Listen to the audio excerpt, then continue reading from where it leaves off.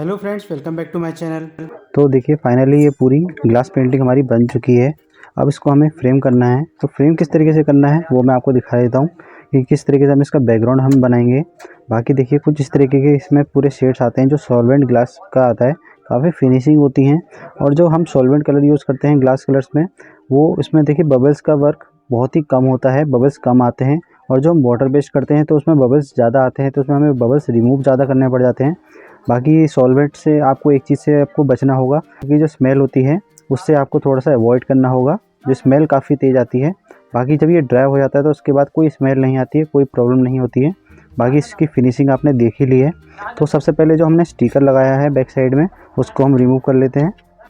तो कुछ इस तरीके से आप इसको यहाँ पे जो आपने सेलो टेप से इसको अटैच किया था, इसको आप रिमूव कर लीजिए। तो सेलो टेप हमने रिमूव कर लिया है। अब मैं इसका ये पेपर हटा देता हूँ। कुछ इस तरीके से ये हमारा जो स्टिकर था वो अब मैंने हटा दिया है और यहाँ पे आ चुका है जो हमने ग्लास पेंटिंग बनाई है। तो अब हमें इसमें ध्यान देना है, जो भी आप ग्लास पेंटिंग बनाते हैं उसमें आपको बैकग्राउंड कौन सा आपको चूज़ करना है, क्योंकि डिपेंड करता है। कुछ हमारे डिज़ाइन होते हैं और कुछ हमारे जैसे सेंटा क्लॉज है, तो सेंटा क्लॉज का अगर आपका देखिए तो पीछे बैक साइड में स्काई कलर होता है लाइट शेड में, क्योंकि ये थोड़ा सा हवा में उड़ते हुए इस तरीके से आते हैं। और जब हम ग्लास पेंटिंग बनाते हैं तो इसको दो तरीके से हम यूज़ कर सकते हैं। एक तो जो हमने जहाँ वर्क किया है इसको हम फ्रंट में रख सकते हैं, या फिर आप इसको फ्लिप करके कुछ इस तरीके से बैकग्राउंड में लगा सकते हैं। जौन सा अगर आपको सूट कर रहा हो वो आप लगा सकते हैं। अगर आपको फ्लिप करना है तो फ्लिप करके लगा सकते हैं इस तरीके से, या फिर आपको अगर फ्रंट में टेक्सचर देना है तो कुछ इस तरीके से आप लगा सकते हैं। अब मैं आपको दिखा देता हूँ। तो मैंने बैकग्राउंड चूज़ किया है, ये देखिए स्काई ब्लू कलर का ये है, स्नोफॉल इसमें हो रही है। तो इसका मैंने एक प्रिंट निकाल लिया है A3 साइज़ में। जितना हमारा जो फ्रेम का साइज़ है उतना ही आपको इसका प्रिंट निकालना है। और इसको मैं आपको एक बार रख के दिखा देता हूँ। कुछ इस तरीके से लुक आएगा। देखिए बस आपका जो साइज़ है वो चीज़ आपको देखनी होगी कि जितना आपका फ्रेम का साइज़ है उतना ही प्रिंट साइज़ होना चाहिए। और कुछ इस तरीके से आपकी ग्लास पेंटिंग का लुक बन के आएगा। अब जैसे मैंने इसमें डिज़ाइन बाहर की तरफ कर रखा है, अब इसको हम फ्लिप करके देखेंगे कि वो किस तरीके का लुक आता है। तो कुछ इस तरीके से आपको फ्लिप करना है। ये हमने फ्लिप कर दिया है और देखिए कितना प्यारा लुक आ रहा है फ्लिप करने के बाद। और इसमें कहीं से कुछ नहीं है, सारा डिज़ाइन आपका अंदर है, ताकि आप इसको क्लीन भी करना हो तो आप अच्छे से क्लीन कर सकते हैं। कहीं से कोई फेड होने का इसमें कुछ नहीं है।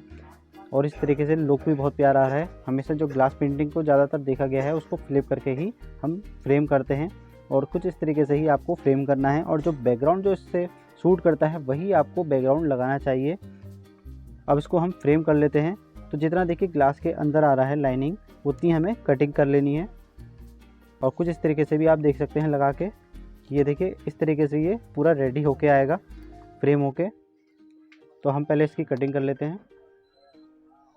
तो हमने ये इसकी कटिंग कर ली है, जो फ्रेम के अंदर ये फिट होगा। तो हम कर लेते हैं इसको फ्रेम।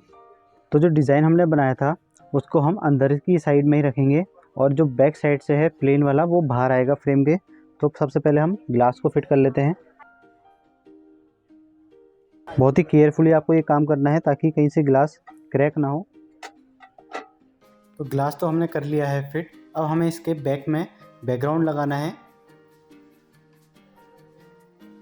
तो इसे फिट करने के बाद हम लास्ट में इसमें जो बैक साइड में जो MDF लगता है उसको हम इसको फिट कर लेंगे।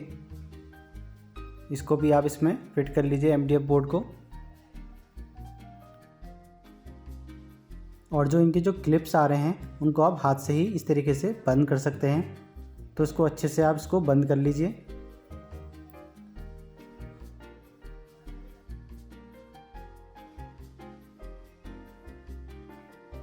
तो फाइनल लुक हम इसका देख लेते हैं कि किस तरीके की दिखती है हमारी पेंटिंग। तो देखिए कुछ इस तरीके का बड़ा अच्छा लुक आ गया है। और जो हमारा जो स्काई ब्लू का बैकग्राउंड है उससे काफ़ी पेंटिंग हमारी खिल रही है। तो इस चीज़ का बस आपको ध्यान रखना है कि हमें कौन सा बैकग्राउंड इसमें लगाना चाहिए। और आप इसको आराम से क्लीन भी कर सकते हैं। जिसमें जो हमारा डिज़ाइन अंदर की साइड है तो ग्लास को आप आराम से क्लीन भी कर सकते हैं। तो आपने देख ही लिया किस तरीके से आपको फ्रेम करनी है, और काफ़ी ईजी है। तो कुछ इस तरीके से आप घर में ही ग्लास पेंटिंग को फ्रेम कर सकते हैं। आई होप आपको ये वीडियो अच्छी लगी होगी। अगर आप मेरे चैनल में पहली बार आए हैं तो सब्सक्राइब जरूर कर दीजिए। Thank you for watching.